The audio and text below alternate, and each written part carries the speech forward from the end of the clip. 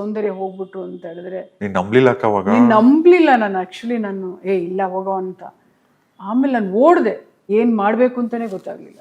ಒಂಥರ ಶಾಕ್ ಆಗ್ಬಿಟ್ಟಿದ್ದೆ. ಮೊನ್ನೆ ನಾವು ಸಿನಿಮಾ ಮಾಡಿ ಹಿಂಗ್ ತೀರೋದ್ರು ಅಂತ ಹೇಳಿದ್ರೆ ಈಗ್ಲೂ ನಂಗೆ ಡೈಜೆಸ್ಟ್ ಮಾಡ್ಕೊಳಕ್ ಆಗ್ತಿಲ್ಲ. ಎಷ್ಟು ಮಿಸ್ ಮಾಡ್ಕೋತಾರೆ ಅವತ್ತು ಸೌಂದರ್ಯನ? ಅವಳ ಮೇಕಪ್, ಅವಳ ಕಣ್ಣು, ಅವಳ ಹೇರ್ ಸ್ಟೈಲು ನೋಡ್ತಾನೆ ಇರ್ತೀನಿ ನಾನು. ಮತ್ತೆ ಅವ್ರ ತಾಯಿ ಹತ್ರ ನಾನು ಏನಂತ ಮಾತಾಡ್ಲಿ. ಅವ್ರು ಎಂಟ್ರ್ ಆಗಿದ ತಕ್ಷಣ ಅವ್ರ ಅಣ್ಣಂದು ಮತ್ತೆ ಇವಳ್ದು ಫೋಟೋ ಇತ್ತು.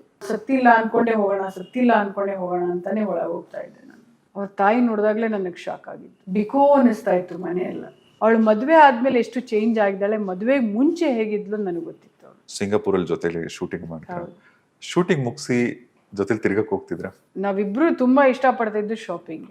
ಅವ್ರ ಬ್ರದರ್ಗೆ ಎಲೆಕ್ಟ್ರಾನಿಕ್ಸ್ದೆಲ್ಲ ತುಂಬಾ ಇಷ್ಟ ಆಯ್ತು.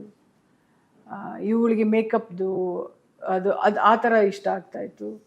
ಇವ್ರೇನು ತೊಗೊಂಡ್ರು ಅದ್ರಲ್ಲಿ ಏನೋ ಇರುತ್ತೆ ಅಂತ ನಾನು ತಗೋತಾ ಇದ್ದೆ. ನನಗೆ ಅಷ್ಟು ಶಾಪಿಂಗ್ ಅಂದರೆ ಮೇಕಪ್ ಬಗ್ಗೆ ಅಷ್ಟು ಇದಿರಲಿಲ್ಲ. ಅವಳು ಏನು ತೊಗೊತಿದ್ಲು ಅದು ನಾನು ತಗೋತಾ ಇದ್ದೆ. ನಾನು ನೋಡಿ ಪ್ರೇಮ ಇದು ಚೆನ್ನಾಗಿದೆ ಅಂತೆಲ್ಲ ಹೇಳೋರು. ಸೌಂದರ್ಯ ಊಟ ಮಾಡೋದು ತುಂಬಾ ಚೆನ್ನಾಗಿರ್ತಿತ್ತು. ಅವಳು ಆ್ಯಕ್ಚುಲಿ ಈ ಪಪ್ಪು ಇರುತ್ತಲ್ಲ, ಆಂಧ್ರ ಪಪ್ಪು, ಅದನ್ನ ತುಪ್ಪ ಹಾಕ್ಕೊಂಡು ತಿನ್ನೋಳು. ಅಲ್ಲೇ ನಾನು ಕಲ್ತಿದ್ದು.